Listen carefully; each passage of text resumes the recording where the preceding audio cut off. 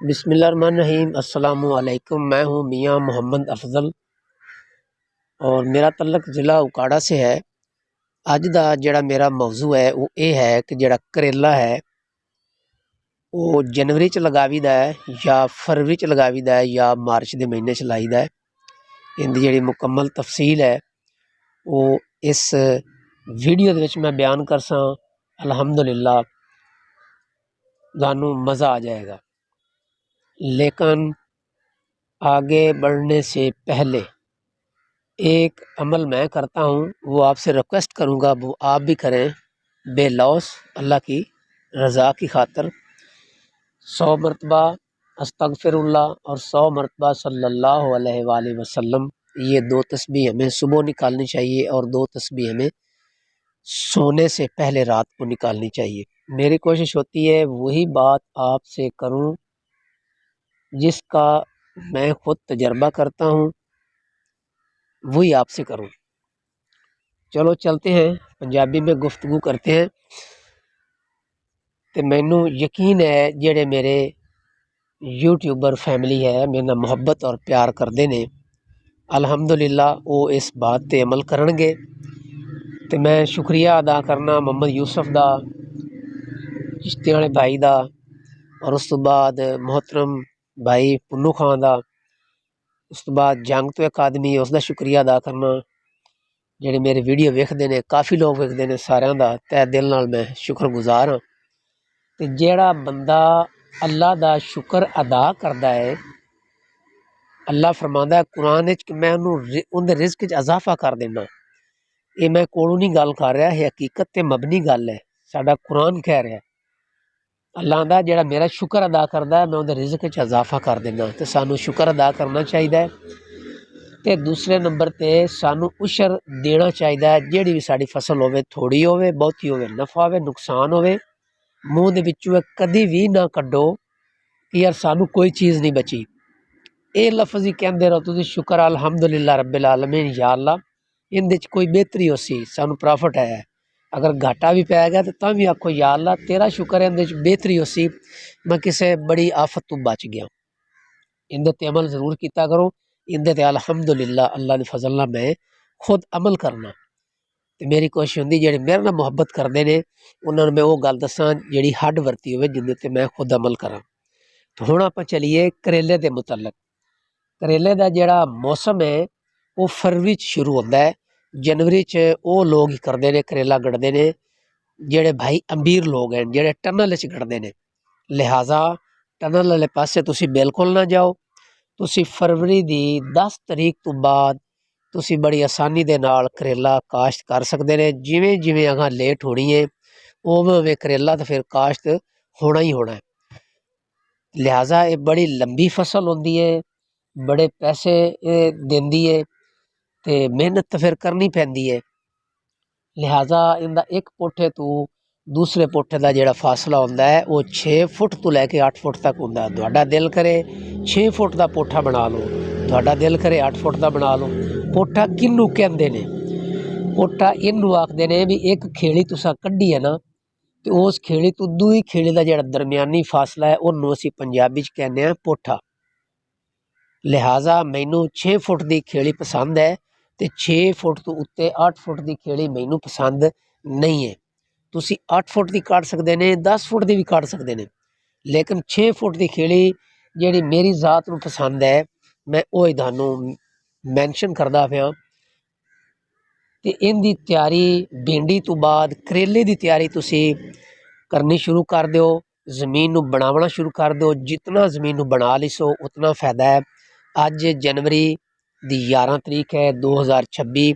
कोशिश करो जेड़े दोस्तों ने जमीन वाह ली है बनाते पे ने, वो अपनी जमीन की रौनी तो बेचारे नहीं कर सकते क्योंकि सर्दी है, वो वत्तर च है, उन्होंने उत्तों राउंड अप मार दो।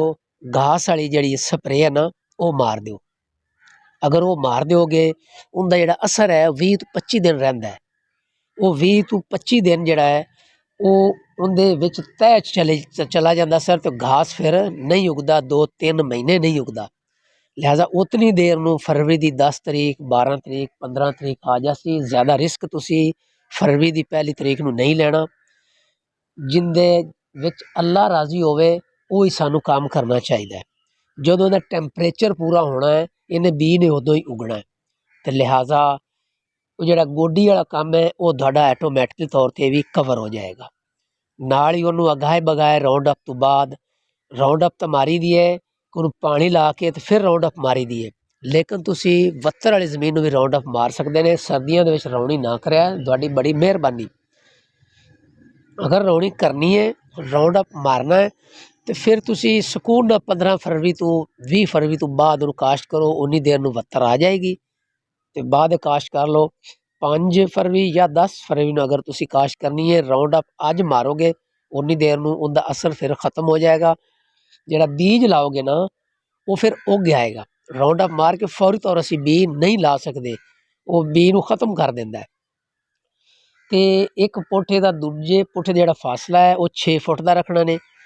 ते एक बीज तो दूजे बीज का जिहड़ा फासला है 1.5 तो 2 फुट रखना है। एक बीज तो दूजे बीज का जिहड़ा फासला है वो 1.5 फुट तो 2 फुट रखना है। लिहाजा अगर असी 1 फरवरी नूं लाने हैं, 5 नूं लाने हैं या 10 नूं लाने हैं, इनदे विच तुसी इनदा जिहड़ा फासला है वो 1 फुट कर देना है। बीज तुसी एक नहीं लावना। सर्दी होनी है, इहदे ते इतबार नहीं बंदा कर सकता। मौसम दुरुस्त भी हो सकता है, नहीं भी हो सकता। बीज तुसी 2-2 लाने ने, जो मर्जी हो जाए।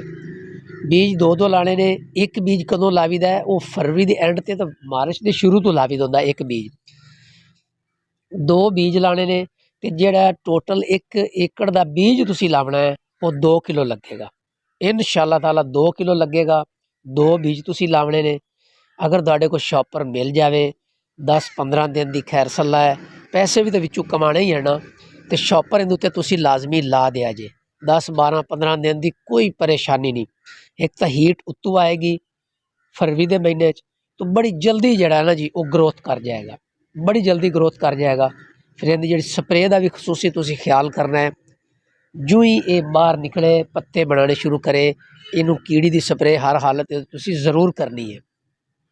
अल्लाह ताला मेहनत करने वाले का दोस्त होंदा है ते अल्लाह मेहनत नहीं रखता। अगर एक फसल विच तुहानू कोई चीज़ नहीं बची, उहदे विच अल्लाह ताला की कोई हिकमत होंदी है, दूसरी फसल विचों अल्लाह ताला तुहानू दे देंदा है। ये अमूमन इस तरह ही होंदा है। ते अल्लाह का शुक्र अदा किया करो। ते मजीद इनकी जिहड़ी वीडियो है वो 1 फरवरी नूं मैं बनावनी है। A to Z मुकम्मल फर्टिलाइज़र पानी थोड़ा जिहा तुहानू मैं इशारा हैंस दे दिता है। परेशानी नहीं लियोनी। जिहड़े मेरे दोस्त भिंडी ला रहे ने वो ला लवन, लेकिन करेला लाजमी लाओ। ये नहीं कि सारा पाकिस्तान भिंडी वाली साइड ते ही शुरू हो जाए। तो मेरे इस चैनल नूं लाइक भी किया करो, सबसक्राइब भी किया करो। इसे ही प्लेटफार्म ते तुसी मेरी मदद कर सकते ने ते मैं तुहाडी मदद कर सकना। ये सदका जारिया होंदा है, किसी की मदद करना, अच्छी गुफ्तगू करना, अच्छा मशवरा देना, किसी को लै लेना। लिहाजा ये मेहरबानी जरूर की करो, लाइक भी किया करो, सबसक्राइब भी और कमेंट्स भी दिते करो, अपनी राय का इजहार भी जरूर किया करो। तो जेडे मेरे यूट्यूबर हजरात हैं वो मेरे चैनल वेख्या करो तो अगे भी इनू तुसी शेयर किया करो। तो इंशाअल्लाह ताला इनदे ते मुकम्मल तौर पर जी वीडियो बरीक बीनी दे नाल वो 1 फरवरी नूं बनावांगा। काफ़ी टाइम पे है, वो इक्को वीडियो ही इनका मुल होएगा। सारी वीडियो का मुल होएगा जिंदे विच मैं मार्च भी क्लीयर करांगा, अप्रैल भी क्लीयर करांगा और फरवरी भी। तो मैं इन्हां लफ्ज़ां ने इजाज़त चाहना। अल्लाह हाफिज़।